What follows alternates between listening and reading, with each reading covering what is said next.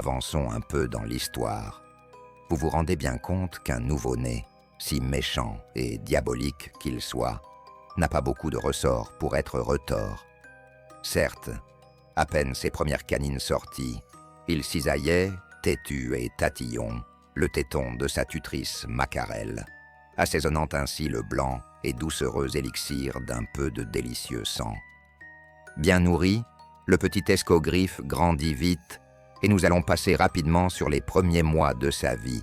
Maintenant que vous savez tout de la tragédie de sa naissance, nous pouvons directement aller au début de sa carrière criminelle, de son œuvre honnie, de son génie horrifique. Nous voilà rendus 2 ans plus tard, et le galopin marche et court. Il se balade de ci, de là, de la cour à la boutique. Mais ce qu'il préfère de loin, c'est traîner dans les pattes du boucher. Et le bon Marcel Macarel apprécie le petit bougre. Il n'y a pas un de ses enfants qui semble apprécier son ouvrage avec autant d'enthousiasme. Ce que le petit Émile préfère, c'est vider le cochon après qu'il a été saigné. Il plonge ses petites mains au fond de l'abdomen, encore chaud de la bête. Il attrape un bout d'intestin et tire, il tire, et tire, et tire. C'est une vraie guirlande de Noël. Parfois même il se l'enroule autour du cou comme un collier. Le vieux Marcel rigole avec lui et lui tire une oreille affectueusement. Dès que le vieux a le dos tourné, le petit glouton lèche ses mains avec gourmandise, ses mains couvertes du sang de la pauvre bête. Quel délice! Voilà encore quelques mois qui passent, et Émile est pris d'une véritable passion pour la boucherie et l'abattage. Le Macarel voit dans cette petite fripouille le futur de sa famille. Ses enfants, à lui, sont des fainéants. Il n'y en a pas un pour venir l'aider. La boucherie n'est pas assez bien pour eux. Voilà qu'il rêve d'épicerie, de boulangerie, et même que sa grande fille n'aime pas la viande. C'est décidé, Émile sera son apprenti. Alors pour fêter les 3 ans du petit Émile, le bon Marcel décide de lui faire un beau cadeau. Ce sera un grand couteau de boucher, bien aiguisé. Arthur n'a pas eu plus de joie en retirant Excalibur qu'Émile, en saisissant ce bel objet de mort. Aussitôt qu'il le peut, il s'échappe de la maison, son tranchoir sous le bras. Il espère trouver quelques bêtes, un chat ou un petit chiot. Il sort du village et marche en direction de la ferme du vieux Grumelou, Antoine Grumelou. C'est une ferme isolée, uniquement gardée par ce vieux crouton. Il y a là-bas plein d'animaux, tout ce qu'il faut pour s'entraîner. Il pense que ce couteau va faire des merveilles.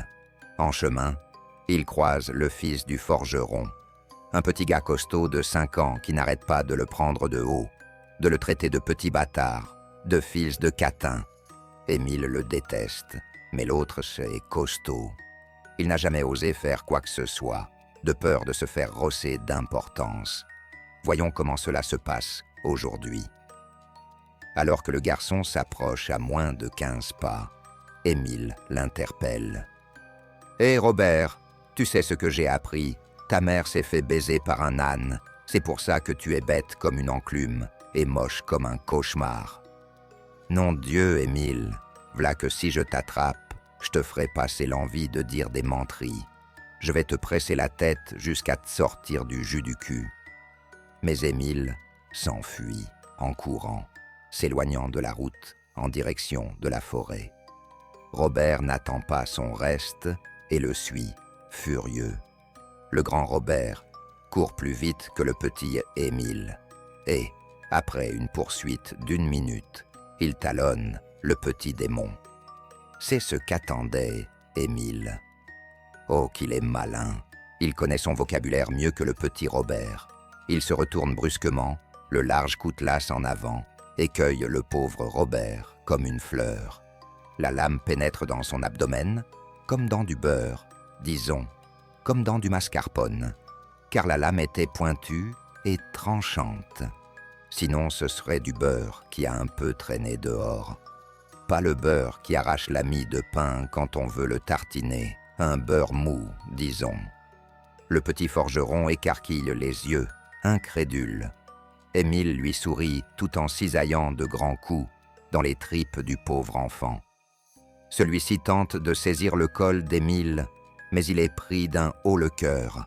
Il vomit un flot de sang sur le visage de l'assassin et s'effondre au sol. Je vais terminer l'histoire d'aujourd'hui par une seule image. Fermez les yeux et imaginez. Émile, 3 ans, le couteau à la main, le visage couvert de sang chaud. Un rouge profond et luisant, rouge comme un démon des enfers du 9e cercle. Au milieu jaillissent ses yeux pleins d'une joie impie. Ses lèvres retroussées exposent ses petites dents blanches et sa petite langue, lèche langoureusement le liquide succulent qui coule le long de la commissure de ses lèvres. Et voilà, l'irréparable était fait, le destin scellé. Émile découvrait enfin la joie du meurtre, le plaisir du mal. Le voilà, ce chérubin, cet enfant de Dieu, reniant sa nature humaine. Il est là, sa joie déborde comme la mousse d'une bière tiède. Autour de lui, les feuilles des arbres bruissent, et une douce brise lui touche la peau comme une caresse érotique. Quelles sont ces sensations qui l'envahissent? Il est bien, il est vivant, il existe. Au sol, le petit cadavre est couché dans les herbes. Émile écoute le silence assourdissant de la mort. Quel pouvoir, quelle ivresse l'envahit. Supprimer une vie, c'est altérer le futur, fermer toute possibilité d'une existence. La vie, c'est le chaos, l'incertitude, le changement. À présent, il savait pourquoi il était là. Et il rit, les bras dressés vers le ciel, un rire qui aurait terrifié sa mère, l'aurait certainement tué une seconde fois.